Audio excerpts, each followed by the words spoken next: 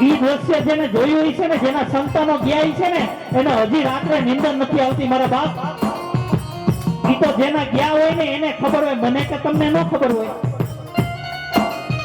ઈ દીકરીઓને છેલ્લો કોઈ રસ્તો ન રહ્યો ને એટલે ઉપરથી નીચે ટપોટપ જયારે પડતા હશે ને ત્યારે સંતાનોનો અવાજ કેવા હશે, એની રાડો કેવી હશે.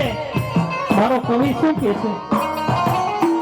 एक आह भरी होगी तुमने न सुनी होगी, आते जाते तुमने आवाज तो दी होगी.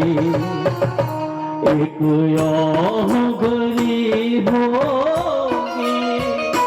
तुमने सुनी होगी, आते जाते तुमने आवाज तो दी होगी. उस वक्त कहाँ थे हम, उस वक्त कहे ये हम, जहाँ तुम चले गए, जहाँ तुम चले गए, जहाँ तुम चले गए.